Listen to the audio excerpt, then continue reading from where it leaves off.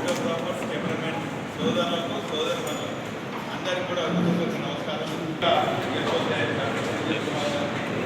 మా డీజే రాష్ట్ర అధ్యక్షులు మరి యాదవ్ రెడ్డి గారు అందరికీ కూడా 13న జరగబోయే ఎన్నికలు తెలంగాణ రాష్ట్ర వ్యాప్తంగా జరుగుతున్నటువంటి ఎన్నికలు ఒకేస్తూ యావత్ తెలంగాణ కాదు నేను అనుకుంటా దేశ ప్రజలందరూ కూడా తెలంగాణలో జరుగుతున్నటువంటి వరంగల్ చారిత్రాత్మకమైనటువంటి కోరుగల్ లాంటి కోరుగల్ వైపు చూస్తున్నట్టు భావిస్తున్నాం. ఎందుకంటే ఇక్కడ జరుగుతున్నటువంటి ఎన్నిక బీఆర్ఎస్ పార్టీ అభ్యర్థి మధ్యలో లేక బీజేపీ కాంగ్రెస్ అభ్యర్థుల మధ్యలో పోటీగా కాదని చెప్పి ప్రజలందరూ కూడా భావిస్తున్నారు. దేశవ్యాప్తంగా కూడా కొన్ని ప్రాంతాల్లో జరిగే ఎన్నికలు పార్టీల మధ్యలో ఉంటాయి. కానీ ఇక్కడ మాత్రము పనిచేసినటువంటి ఉద్యమాకారులకి మధ్యన మరోవైపు జీవితాన్ని ఇచ్చి ఆర్థికంగా అన్ని రకాలుగా ఎదిగేదానికి ఆస్కారం ఇచ్చి తన రాజకీయ భవిష్యత్తు అన్ని రకాలుగా ఎదిగేదానికి దోహదపడినటువంటి పార్టీని కాదని కూడా అనగదొక్కి తన జాతి కోసం కూడా తన పదవిని ఎప్పుడు కూడా ఉపయోగపడకుండా తాను ఆ జాతి కూడా ఉపయోగపడకుండా ఆ జాతిని అడ్డు పెట్టుకొని రాజకీయంగా ఆర్థికంగా ఎదిగి చివరికి ఆ రాజకీయ వారసత్వం తన బిడ్డకు చెప్పేదానికి అనేక నీచమైనటువంటి నికృష్టమైనటువంటి ద్రోహం చేసినటువంటి గణేష్ బియ్యని మధ్యలో నీతి నిజాతి నిబంధనతో తెలంగాణ ఉద్యమంలో పాల్గొన్నటువంటి బీఆర్ఎస్ పార్టీ ఆశీర్వదించి అభ్యర్థిగా వర్ధన్పేట ప్రజల ముందు నిలబెడితే వర్ధన్పేట ప్రజలందరూ కూడా 2 సార్లు గెలిపిస్తే ఈరోజు రాజకీయ పరిణామాల మధ్యన ఈరోజు వ్యూహాత్మకంగా ఒక ఒప్పందం కుదుర్చుకొని ఈరోజు ఈ ఇరువురికి కూడా రాజకీయంగా ఉపయోగపడినటువంటి బీఆర్ఎస్ పార్టీని 2 కోట్లు పొడిచి ఈరోజు వరంగల్ పార్లమెంట్ ఓటర్ల ముందు కోరగలు ఈ పోరాట చరిత్ర గలటి ప్రజల ముందు ఇటువంటి నీచమైనటువంటి నికృష్టమైనటువంటి నామ రూపాలు లేకుండా ప్రజలు చిత్తుగా ఓడించేదానికి సిద్ధంగా ఉన్నారు. అదే 13వ తారీఖు కేసీఆర్ గారిని బ్లాక్మెయిల్ చేసి ఒత్తిడి చేసి తన బిడ్డకు బీఆర్ఎస్ పార్టీ అభ్యర్థి ఖరారు చేసుకున్నప్పటికీ వారు ఇక్కడికి వస్తే ఒక గులాబీ సైనికునిగా నేను స్వాగతం పలికి ఇదే కార్యాలయంలో అనేక కార్యక్రమాలు రూపొందించిన తర్వాత కాంగ్రెస్తో చీకటి ఒప్పందం కుదుర్చుకొని రాత్రి మరి ఈరోజు కేసీఆర్ గారికి పార్టీ అంటే కేసీఆర్ అంటే ఎంతో వస్తుందో ఏదేమైనప్పటికీ కూడా చేసి దాగా చేసి బీఫామ్ తీసుకునే క్రమంలో భోజనం చేసి తాంబూలాలు కూడా స్వీకరించి ఓటర్ తీసుకున్నటువంటి అభ్యర్థి నుంచి ఆ ఓటర్ ఇప్పి ఖచ్చితంగా ప్రజాక్షేత్రంలో వారిని భక్తని తాంబూలాలు వేసుకొని కట్టించేదానికి ప్రజాక్షేత్రంలో పార్టీ ప్రజలందరూ కూడా సిద్ధంగా ఉన్నారు. ఖచ్చితంగా అవి కట్టిస్తారు. నేను రాజకీయ సమాజం చేస్తానన్న సందర్భంగా ఇక చివరిగా ఒకటి నేను నాకు పలానా బ్రాండ్ ఉన్నది కడియమంటేనే పలానా బ్రాండ్ ఏం బ్రాండ్ అయినా వేతకు బ్రాండ్. నిజంగా కూడా నీ బ్రాండ్ పైన నువ్వు తయారు చేసినటువంటి నీ బ్రాండ్ నీ ప్రోడక్ట్ మీద నీకు నమ్మకం ఉంటే నువ్వు మా పార్టీ పైన కేసీఆర్ గారు ఆశీస్సులు పొంది నువ్వు శాసనసభ్యులు రాజీనామా చేసి నడుచుకుంటూ రావాలి. నువ్వు వచ్చినా రాకున్నా న్యాయక్షేత్రంలో మా పోరాటం చేస్తుంది, నేను డిస్క్వాలిఫై చేస్తుంది. ఖచ్చితంగా ప్రజాక్షేత్రంలో న్యాయస్థానంలో నీ ఓటమి కావాలనుకునే సందర్భంగా మా పార్టీ అభ్యర్థి నాపై పార్లమెంట్ సభ్యులు నమస్కారం. అదేవిధంగా పాత్రికేయ మిత్రులకు ఎలక్ట్రానిక్ మీడియా మిత్రులకు అందరికీ కూడా నమస్కారం. ఈ వరంగల్ పార్లమెంట్ నియోజకవర్గంలో కూడా టీఆర్ఎస్ పార్టీ అభ్యర్థి గెలువబోతుంది. మీకే కాదు, మతానికి తెలుసు, రాష్ట్ర ముఖ్యమంత్రికి తెలుసు. అందుకే ఉత్తరాది రాష్ట్రాల నుంచి ఇద్దరు ముఖ్యమంత్రులు, ఒక్క ప్రధానమంత్రి, మన ముఖ్యమంత్రి 3 సార్లు ఇక్కడికి వచ్చిందంటే క్లియర్ ఇండికేషన్ దాన్ని టీఆర్ఎస్ గెలవబోతుందని తెలుసుకున్నారు. టీఆర్ఎస్ గెలవబోతున్నారు కాబట్టి ఇక్కడ ఉండేటువంటి కార్యకర్తలు కానీ ఇక్కడ ఉండేటువంటి శ్రేణులు కానీ కసితో పనిచేస్తూ ఉన్నాయి. రక్తం మరుగుతూ ఉన్నది వారికి జరిగిన ద్రోహం పట్ల. అదేవిధంగా ఈ రాష్ట్రానికి జరుగుతున్నటువంటి యొక్క అసంబద్ధమైనటువంటి మాటలు, వెకిలి మాటలు, వాళ్ళ నాయకుల పట్ల, మా నాయకుల పట్ల వెకిలి మాటలు మాట్లాడుతున్నటువంటి ముఖ్యమంత్రికి తగిన రీతిలో బుద్ధి చెప్పాలనేటువంటి ఆలోచనకు వచ్చింది. ఏదంటే మాకేమో సెక్యులర్ పార్టీ, సెక్యులర్ భావజాలం కలిగి ఉన్నాం. మమ్మల్ని తీసుకుపోయి బీజేపీ నాటగడతారు. నేను ఇష్టం వచ్చినట్టు మాట్లాడితే అన్ని అబద్ధాలు ప్రయోజనకుండా మాట్లాడింది. మన అసెంబ్లీ ఎన్నికలలో అన్ని వాగ్దానాలు చేసి అసంబద్ధమైనటువంటి అని చెప్పి అధికారంలో కొద్ది ఓట్లు తీయడం కూడా అధికారంలోకి వచ్చాం. ఇంకా మళ్ళా అబద్ధాలు శుద్ధి చేసింది. బీజేపీ టీఆర్ఎస్ ఒకటి అని అక్కడ రాహుల్ గాంధీ వీళ్ళనే కొట్లాడని చెప్తున్నాడు. కొట్లాడుతున్నా అని చెప్పు. రాహుల్ గాంధీ విషయం కొట్టబెట్టి ఇక్కడ ఉండేటువంటి రేవంత్ రెడ్డి గారు బీజేపీతో ఏమైనా కొట్లాడినా ఇక్కడికి రాష్ట్రానికి వచ్చినటువంటి యొక్క మోడీ గారు చెప్తారు ఏంటంటే ప్రాంతీయ పార్టీలు కాదు జాతీయ పార్టీలు ఉండాలి. జాతీయ పార్టీ అంటే ఈజీగా తీసుకుంటాం చేతులకు అనేటువంటి ఉద్దేశమే కదా. ఛత్తీస్గఢ్లో కాంగ్రెస్ ఉంటుంది, మాయాబాయి బీజేపీ వస్తుంది. తర్వాత పోతే రాజస్థాన్లో కాంగ్రెస్ ఉంటుంది, బీజేపీ వస్తుంది. మధ్యప్రదేశ్లో బీజేపీ ఉంటుంది, కాంగ్రెస్ ఉంటుంది, బీజేపీ తీసుకుంటుంది. ఇట్లా అనేక రాష్ట్రాలలో తీసుకున్నప్పుడు ప్రాంతీయ పార్టీలే కరెక్ట్గా సెక్యులర్ పార్టీలు ఉన్నాయి. సెక్యులర్ పార్టీలు అయినటువంటి యొక్క టీఆర్ఎస్ పార్టీనే సరైన పార్టీ అని అటు ప్రధానికి తెలుసు, ముఖ్యమంత్రికి తెలుసు. కాబట్టి మీ అందరికీ తెలియాల్సిన ఒక విషయం ఉన్నది ఏంటంటే ఇక్కడ గెలుస్తారనేటువంటి నిర్ణయం జరిగిన తర్వాత అన్ని పార్టీలు కూడా ఆలోచనకు వచ్చినాయి. మనకి వీళ్ళకి ఇచ్చేటువంటి పరిస్థితి లేదు. ముఖ్యమంత్రి 3 సార్లు వచ్చినా, ప్రధానమంత్రి వచ్చినా, లేకపోతే ఉత్తరాది రాష్ట్రాలకి ఇద్దరు ముఖ్యమంత్రులు వరంగల్కి వచ్చినా కూడా గెలుపలేదు లేదు. ఎందుకంటే ఇక్కడ ఉండేటువంటి కార్యకర్తలు బలం అధికంగా ఉన్నది. అదొకటే కాదు, అభ్యర్థుల యొక్క పరిశీలన కూడా చూస్తూ ఉన్నారు. ఇక్కడ ఉండేటువంటి యొక్క ప్రజలు అభ్యర్థులను పరిశీలించినప్పుడు ఒకరేమో మోసంతో తీసుకొచ్చినటువంటి మోసంతో ఇవాళ వచ్చినటువంటి కడియం శ్రీహరి గారు వాళ్ళ బిడ్డనేమో డంకీ క్యాండిడేట్ పెడతారు. ఆయన ఎన్నుకుని మరి చిన్న పనులు పలికితారు లోపలికి. తర్వాత ఆయన శిష్యుల రూపంలో బయటకు వచ్చింది. ఆయన కదా శిక్షరికమంతుడు వరదనపేటకు ఆయన పట్టుకొచ్చి పార్లమెంట్ మెంబర్ ఇంట్లో గెలిచింది కదా.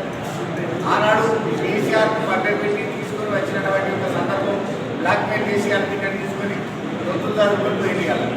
వాళ్ళందరికీ కూడా తగిన రీతిలో బుద్ధి చెప్పడానికి అటు కడియం శ్రీహరి గారికి ఇటు రమేష్ గారికి బుద్ధి చెప్పడానికి ప్రజలందరూ తయారు కాదు. కాబట్టి 2 పార్టీలు కూడా రేపు పొద్దున చీకటి ఒప్పందం కలిగించుకున్నా కూడా ఇక్కడ ఉండేటువంటి వాళ్ళు చీకటి ఒప్పందం కలిగించుకున్నా కూడా ఈ రాష్ట్రంలో చీకటి ఒప్పందాలు ఉన్నాయనే సంగతి అందరికీ తెలిసినటువంటిది. అదేవిధంగా చీకటి ఒప్పందం ఉన్న రేవంత్ రెడ్డి కావచ్చు, మోడీ గారు కావచ్చు, లేకపోతే టీఆర్ఎస్ పార్టీ, బీజేపీ పార్టీలు కనుక ఇక్కడనేటువంటి మాట అవాస్తవమైనటువంటి విషయం. ఇక్కడ ఉండేటువంటి కాంగ్రెస్ 3 పార్టీలు ఉండదు. కాంగ్రెస్ ఒక్కటేనే ఉండదు. కాంగ్రెస్ 3 పార్టీలు ఉండదు. ఒక కాంగ్రెస్ ఏమో రేవంత్ రెడ్డి గారి కాంగ్రెస్ ఏమో బీజేపీలో పోతుంది, ఇంకో కాంగ్రెస్ ఏమో అప్పుడు పోతుంది, ఇంకో కాంగ్రెస్ సిద్ధాంతం పట్టుకుని అట్లా కూర్చుంటుంది. కాబట్టి రేవంత్ రెడ్డి గారి కాంగ్రెస్ ఏదైతే ఉన్నదో రేపు ఎన్నికల తర్వాత స్పష్టంగా కనబడుతుంది ఎవరు ఎన్నుకుంటారు. కాబట్టి వరంగల్ పార్లమెంట్ నియోజకవర్గం చాలా కీలకమైనటువంటి వరంగల్ రావాల్సిన అభివృద్ధి సంక్షేమ కార్యక్రమాలు అనేకంగా రావాలి. ప్రజలందరూ అనేక అభివృద్ధి సంక్షేమ కార్యక్రమాలు కేసీఆర్ గారి నాయకత్వంలో కూడా చూసింది. అవన్నీ మటుమాయమైనవి 4 సంవత్సరాల్లో కూడా విధ్వంసం అయినాయి అని చెప్పి ఇలా ప్రజలంతా కూడా తిరుగుబాటు చేసేదాకా కార్యకర్తలు ఊపుతా ఉన్నారు. అదేవిధంగా ఇక్కడ ఉండేటువంటి యువత కూడా ఆలోచన చేస్తూ ఉన్నది. తర్వాత రక్తం మరుగుతున్నటువంటి యువత కూడా ఆలోచన చేస్తూ ఉన్నది. కాబట్టి ఓరుగల్లులో కూడా తప్పకుండా బీఆర్ఎస్ పార్టీ గెలుస్తుంది. ఇక్కడ ఉండేటువంటి నేను సెక్యులర్ వాదిని, పార్టీ సెక్యులర్ వాదం కలిగినటువంటి సెక్యులర్ భావజాలం కలిగినటువంటి ఒక పార్టీలే ఇవాళ మనుగడ సాగిస్తాయి ఈ దేశంలో అనేటువంటి ఆలోచన చేసుకున్నప్పుడు యావత్ ప్రపంచంలో సెక్యులర్ భావజాలాన్ని పనిచేస్తున్నారు. కాబట్టి సెక్యులర్ భావజాలం కలిగినటువంటి పార్టీలు అధికారంలో వస్తే సెలవు తీసుకుంటా ఉన్నా. జై తెలంగాణ. మీడియా మిత్రులకు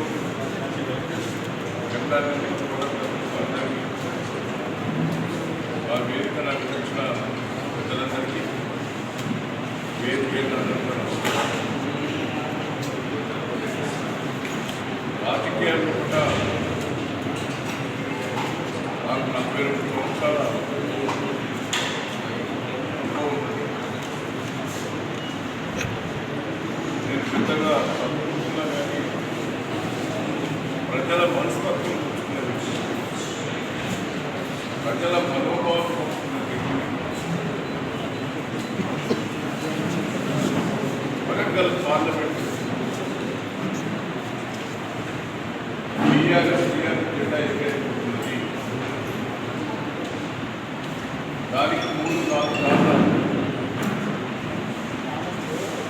ఒకటి, కేసీఆర్ గారు ఓడపడుతుందో అనేది బాధ.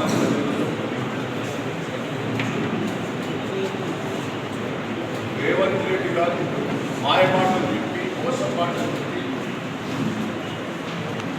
ఓట్లేసుకున్నాడు. ఆయన బుద్ధి చెప్పాలి అనేది ప్రజల్లో కూడా అడియన్సీఎల్ గారి మీద కషితో ఇంత మోసం చేసినటువంటి ఓడగొట్టాలనేది కష్టపడి నాలుగోది అరుణ రమేష్ కూడా టీఆర్ఎస్ పార్టీ 3 సార్లు ఎమ్మెల్యే కేసీఆర్ గారిని మోసం చేసిందని కష్టపడుతున్నారు. డాక్టర్ సునీల్ కుమార్ గారు ఒక ఉద్యమకారు, జైల్లోకి పోయాడు. 25 ఏళ్ళ ఉద్యమంలో పనిచేశాడు. అసలైన సిసలైన బాధ్యత వ్యక్తి. ప్రజలు పూర్తిగా మద్దతు నీతి నియమాలకు అవినీతి మత్సరి రీతిగా ఉంది. సునీల్ కుమార్ గారి వ్యక్తి అనేది ప్రతి ఒక్క ప్రజల్లో ఉన్నది. నేను ఎందుకు చెప్తున్నాను, ప్రజల భావన తెలుసుకున్నాను. నేనే ఓడిపోతాను నా ప్రజలు తెలుసు. నేను వాళ్ళు 3 నెలల కిందనే నా సీటు మార్చుకోవాలంటాను. కేసీఆర్ గారితో ఒక మాట లేకుండా స్పీడ్ అనుకుంటాను. కేసీఆర్ గారు కూడా రిపీట్ చేసి మనం 40 సీట్లు ఇస్తాను, 20 సీట్లు మార్చాలి. వాటిని నాకు కూడా మార్చుకోవాలి. అంటే పరిస్థితులు అవగాహన నాకు తెలుసు. ఈరోజు 100% 30 నుంచి 50 వేల మెజార్టీ మంది డాక్టర్ సునీల్ కుమార్ గెలవబోతున్నారు. సెకండ్ వాళ్ళిద్దరి మధ్యనే పోటీ పడతారు. కాంగ్రెస్ బీజేపీ వాళ్ళే సెకండ్ కోసం ప్రయత్నం చేస్తారు. ఒక్కసారి మీరు ఆలోచించిన 5 కలుగులు ఉంటారు. నేను వస్తానని వాళ్ళు కాంగ్రెస్ నడువు కట్టుకొని కాంగ్రెస్ నడువు నేను వచ్చుంటే నడువు శబ్దం బాధేసి ఇదివరకే మేము పొరపాటు చేశాము. ఆ పొరపాటు మనం చెయ్యవు.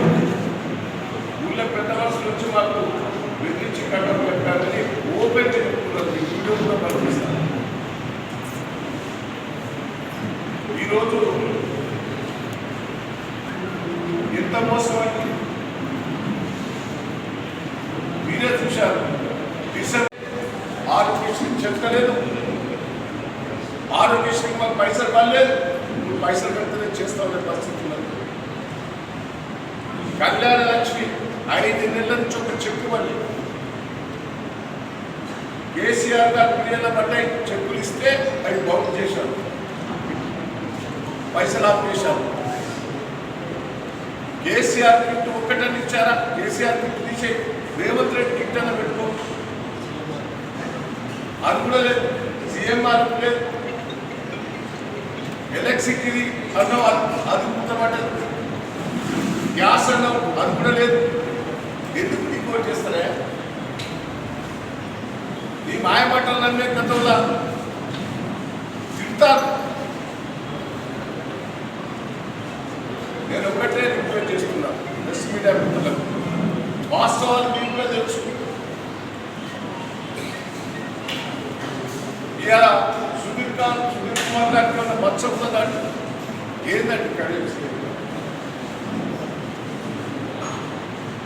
ఆ రోజు ఎన్టీ రామారావు గారిని మోసం చేశారు. ఎన్టీ రామారావు గారు మోసం చేసినట్టు పాత్ర లేదు. మేము ఎన్టీ రామారావు గారిని వినోద్ జీవన్ భద్రాన్ని ఇంటికి పిలిచి భోజనం పెట్టి కాళ్ళని పట్టుకొని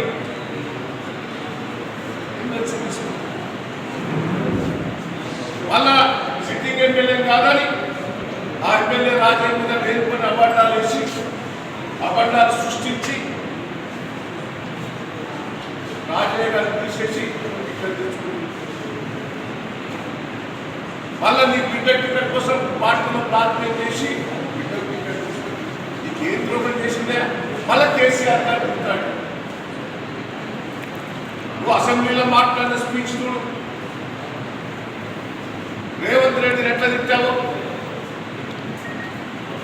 మన కాళేశ్వరం మీద నువ్వు ఏం మాట్లాడావు? నువ్వు మళ్ళీ ఏదో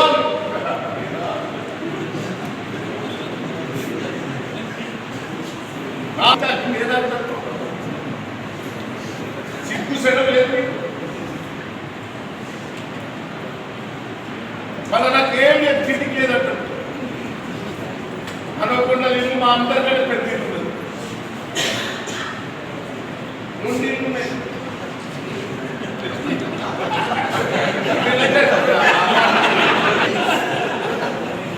దయచేసి నేనంటూ నా పిల్లలు ఖరాబ్. నేను ఒక్కసారి ఓడిపోయాను, 7 సార్లు ఒక్కసారి ఓడిపోయాను. మీరు గడిచినట్టే 4 సార్లు ఓడిపోయాను. ఈ మాట నన్ను వస్తున్నారు.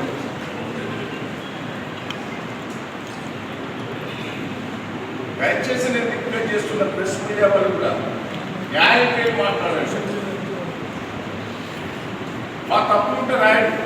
సుధీర్ కుమార్ గారు తప్పు చేస్తే పెద్దలు రాయండి. ఎలక్షన్ వచ్చినాయంటే మీరు పట్టుకుంటారు. ఎలక్షన్ దగ్గర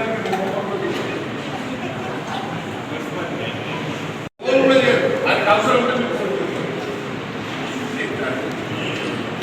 15 సంవత్సరాలు ఈ జిల్లాల పత్రిక ఉన్నాడు. నేనేంటే నాకు